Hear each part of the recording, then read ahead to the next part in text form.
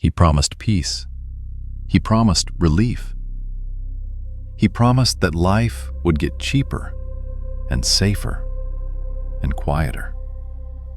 Lower grocery prices, no new wars, an end to chaos. That was the bargain, and millions accepted it. Because when people are desperate, they don't listen for truth. They listen for comfort. First, it was Venezuela, a nation already struggling, already isolated, already weakened by years of pressure. And then, almost overnight, it collapsed. A foreign president seized, a government erased, another necessary action carried out in the name of stability. They called it decisive. They called it strength. But strength always demands a price, and that price never arrives all at once.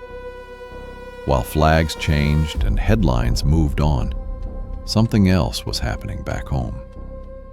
The grocery store got quieter, not because prices fell, but because people stopped buying. Milk cost more, eggs cost more, meat became a luxury. Families stood in aisles staring at numbers that no longer made sense, putting items back, walking away with less. This wasn't the future that was promised. This wasn't relief. This was pressure. Inflation surged, but wages didn't follow. Supply chains tightened, but explanations grew vague. And every week, survival became more expensive. And still, the applause continued. Because for his supporters, none of this mattered. Not the prices, not the wars, not the contradictions. They followed the voice, not the evidence. Every failure was defended. Every warning dismissed as an attack. If prices rose, it was someone else's fault. If bombs fell, it was still called peace. If alliances fractured, it was proof of strength. Reality bent around loyalty. Facts became optional. Contradictions became strategy. They repeated the slogans, shared the clips, mocked the critics, not realizing that devotion is most valuable when it is unquestioning. Because when belief replaces thought, power no longer needs consent, only obedience. They were told to trust the plan, to ignore the noise, to stop asking questions. And they did. Like a herd moving forward, convinced the path was chosen freely, even as the fence closed behind them. Suffering was reframed as sacrifice. Chaos was reframed as necessary. Every broken promise excused as part of something bigger, something coming, something worth waiting for. Meanwhile, the costs kept rising, the wars kept spreading, and the distance between promise and reality grew impossible to ignore. But by then, turning back meant admitting they'd been led somewhere they never intended to go. And that was unthinkable. America first. Strength. Winning. But strength doesn't fill refrigerators, and winning doesn't pay rent. Then came Greenland.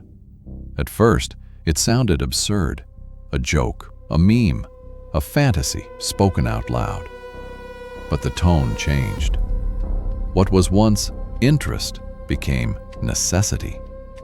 Because Greenland isn't about ice. It's about control. Shipping lanes, military reach, resources beneath melting ground. Once again, the language returned. National security, competition, threats, always threats. Denmark said no. Greenland said no.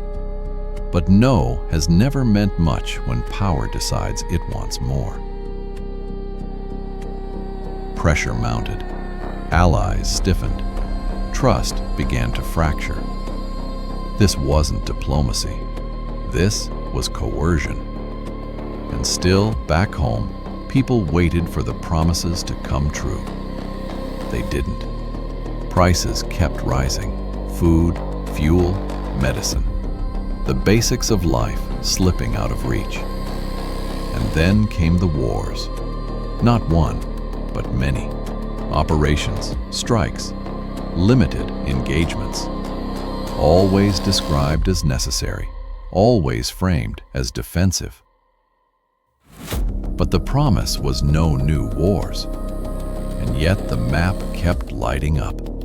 Each conflict justified on its own. Each one framed as unavoidable. Until the pattern became clear. This wasn't peace. This was expansion. This was dominance disguised as deterrence. While families chose between groceries and gas, trillions flowed into weapons and distant battlefields. While politicians spoke of sacrifice, the sacrifice was never theirs. It was yours. The promise was prosperity. Instead, there was anxiety. Venezuela fell. Greenland was pressured. Alliances cracked. And the cost of living soared. This is how empires behave when they believe consequences don't apply to them. They overreach. They consume. They justify everything. And when questioned, they point outward, to enemies, to threats, to the world itself. Anything but accountability. Because admitting failure would mean admitting the bargain was a lie. Power was achieved, control was expanded, and the people were told to endure. History remembers moments like this, moments when leaders promise simplicity and deliver chaos. Venezuela, Greenland, empty shelves. New wars with old excuses. This is not strength. This is appetite. And appetite never stops on its own.